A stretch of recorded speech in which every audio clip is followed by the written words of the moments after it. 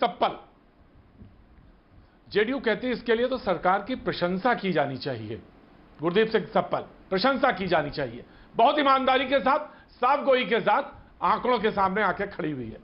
Gurdeep Singh supple, अगर सरकार के आंकड़े फाइनल होते तो शायद प्रशंसा कर भी देते, लेकिन सच्चाई ये है कि ये जो आंकड़े अभी बताए गए हैं ये अभी भी बहुत कम है। आप यकीन मानिए कि जो असल आंकड़ा है वो इससे 10, 20, 30 गुना तक जा सकता है। बिहार में हर रोज औसतन 2000 लोगों की मृत्यु होती है, 2065 की, और अगर दिन में सिर्फ 100 एक्स्ट्रा लोग जुड़े थे तो उतनी शमशान घाटों पे, कब्रिस्तानों पे उतनी भीड़ नहीं लगती जितनी कि हम लोगों ने देखी है। तो ये सच है कि आंकड़ा असल में इससे बहुत ज्यादा है। अभी जो ये आंकड़ा प्रस्तुत किया गया है ये दबाव में है, दबाव में हाई कोर्ट ने बोला तो फटाफट इसको कर दिया गया, लेकिन ये फाइनल आंकड़ा नहीं है। और आपको ये भी समझना चाहिए कि आंकड़े की जरूरत क्या है। ऐसा नहीं है कि आंकड़ा दबाने से काम चल जाएगा, क्योंकि आंकड़ा अगर आपके पास सही होगा तो ना तो आप तैयारी कर पाए, ना तो आप लोगों के मुआवजे की बात कर पाएंगे, ना ही आप बीमारी की स्टडी कर पाएंगे। तीनों काम करने के लिए आपको सही आंकड़े चाहिए, और अभी जो आंकड़े दिए गए हैं वो अभी तक पूरे सही आंकड़े अभी भी नहीं है, अभी भी बहुत कम आंकड़े हैं। और ये सिर्फ बिहार के नहीं है, पूरे देश में ज्यादातर सरकारों ने आंकड़ों को छुपाया है। उन्होंने बिल्कुल छुपाया है। तो हम ये आशा करें कि राजस्थान, छत्तीसगढ़ और वो भी अब महाराष्ट्र, वो भी अपने सही आंकड़ों के साथ आएंगे, क्योंकि मुझे मालूम है बीजेपी तो यही कहने वाली है कि हम बिहार ने तो सामने रखा, लेकिन बाकी राज्य क्यों हैं? जो भी आपने कहा कि देश के तमाम सारे लोग जिनके लिए क्या सबक है, वो सबक है तो उनका हक, जो मरे हैं, जिनकी मौत हुई है, कम से कम उनके साथ तो न्याय हो। गुरदीप सप्पल, मैं इस पे बता दूं कि राहुल गांधी ने खुद प्रेस कॉन्फ्रेंस करके ये बोला कि जो कांग्रेस रूल्ड स्टेट्स हैं, जहां पे कांग्रेस की सरकारें हैं, वो किसी भी तरह से आंकड़े को नहीं दबाएं। और यही कारण है कि राजस्थान ने खुद बिना किसी बाहरी दबाव के 3 टीमें बनाई ऑडिट की, जो हर जिले का ऑडिट कर रही है कि सही आंकड़े सामने आए। यही कारण है कि महाराष्ट्र में आंकड़े ज्यादा नजर आते हैं आपको। महामारी महाराष्ट्र में और दिल्ली में एक जैसी फैली थी, लेकिन महाराष्ट्र में ज्यादा आंकड़े क्यों हैं? क्योंकि आंकड़े दबाए नहीं गए हैं। तो जहां जहां कांग्रेस की गवर्नमेंट है वहां पे आंकड़ों को खुद ब खुद ठीक करके आगे लाने की बात हो रही है। गांव से आंकड़ा इकट्ठा किया जा रहा है। Right, Gurdeep Singh supple, right, जहां कांग्रेस की जहां कांग्रेस की सरकार है वहां पे आंकड़े साफगोई के साथ रखे गए हैं। जेटली जी, वहां हमने आंकड़े छुपाए नहीं हैं। राहुल गांधी ने कहा हमने कमेटी बना दी है, लेकिन आपको शायद बिहार में हाई कोर्ट की जरूरत पड़ी। मानो जयसवाल, मैं आता हूं। जेटली, प्रतीक जी, ये अच्छी बात है कि आपने कांग्रेस के प्रवक्ता सप्पल साहब से पहले राहुल गांधी जी की तारीफ करवा ली, क्योंकि अगर राहुल गांधी जी ने पीछे भी आप जाकर के देखें, ये बिहार और ये डेथ सर्टिफिकेट की बात नहीं हो रही है। वक्त पे उन्होंने अपने मुख्यमंत्रियों को गाली निकाली है, उनको ह्यूमिलेट किया, उनको बेइज्जत किया है। चाहे वो कोरोना की लड़ाई के लिए जब देश के प्रधानमंत्री से समन्वय बना रहे थे, तब भी सोनिया गांधी जी की स्टेटमेंट आई थी कि देश के प्रधानमंत्री के साथ जब भी बैठें तब जाकर के उनका विरोध करें, उस वर्चुअल मीटिंग में भी विरोध करें। उसके बाद अभी देखा पीछे भी राहुल गांधी जी ने अपने मुख्यमंत्रियों के ऊपर प्रश्न उठाया कि मेरे मुख्यमंत्री इस डाटा को क्यों छुपा रहे। छत्तीसगढ़ सरकार के ऊपर प्रश्न उठाया, पंजाब सरकार पर प्रश्न उठाया। मतलब सारा के सारे प्रदेशों के जो मुख्यमंत्री हैं वो गलत हैं।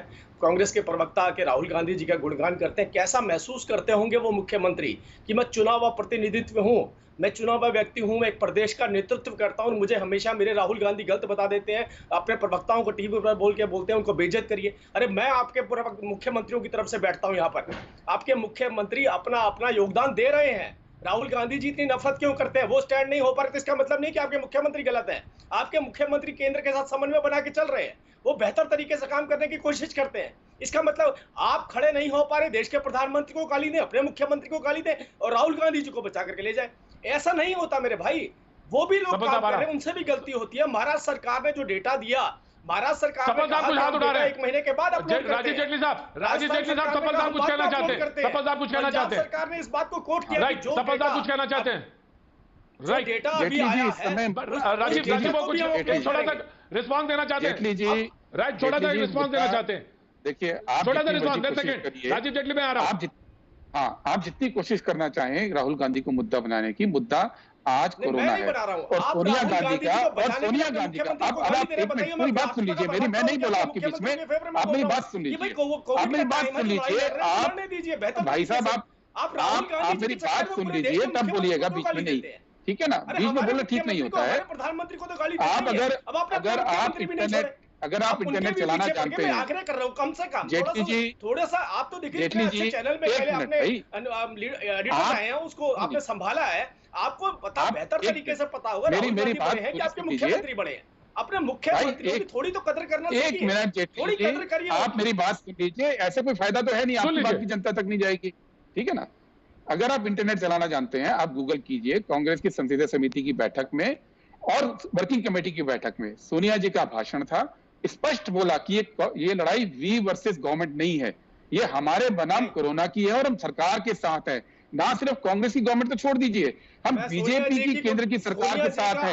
लेकिन पिछले कोविड के वक्त पे सोनिया जी की स्टेटमेंट आई थी, जब पंजाब के मुख्यमंत्री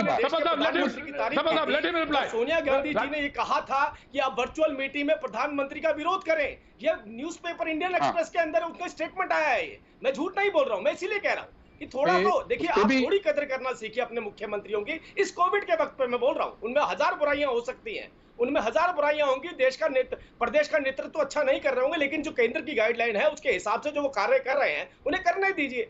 देखिए, राहुल गांधी जी की राजनीति के चक्कर में अपने मुख्यमंत्री को गाली देंगे तो इसका मतलब ये नहीं कि राहुल गांधी जी जीवित हो जाएंगे, उनकी राजनीति सर्वाइव कर जाएंगे और राजनीतिक तौर पे जिंदा हो जाएंगे, नहीं हो पाएंगे। आप मेरी बात से नहीं हो पाएंगे। थोड़ा सा आप धैर्य रखिए, थोड़ा सा संजीदगी से बात करिए। बीजेपी ये भूल गई है, बीजेपी भूल चुकी है कि पिछले 2 महीने इस देश में मौत ने क्या कहर बरपाया था। आज जब मौत का तांडव रुका है थोड़ा देश में, तो वापस आके वही राहुल गांधी, वही सोनिया गांधी, वही कांग्रेस की बात करने लगे। आपने 3 बार कोट कर दिया राहुल गांधी। एक मिनट, कोविड के वक्त पे 3 बार राहुल गांधी जी को कोट किया, अभी से डिबेट। राहुल गांधी अकेले व्यक्ति हैं, राहुल गांधी बोलने की जरूरत थी क्या? राहुल गांधी जी बोलने की जरूरत थी क्या? निकली और उसके बाद राजीव जेटली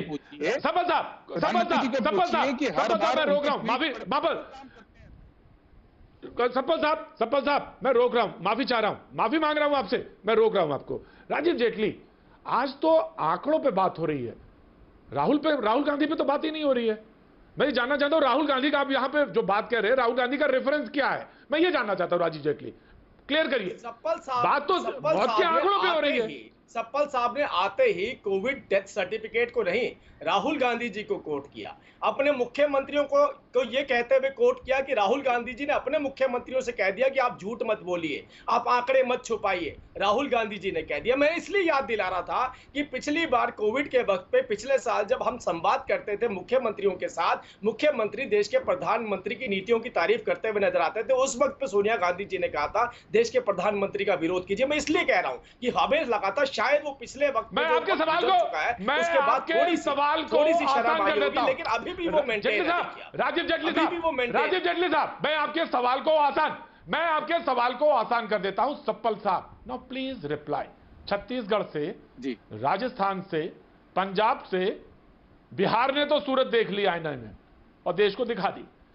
अब ये बताइए कितने दिनों में हम एक्सपेक्ट करें कि सही फिगर के साथ, ईमानदारी के साथ सामने आ रही है। मैं राजीव जेटली से पूछूंगा, उनका भी पूछूंगा कि गंगा कहां से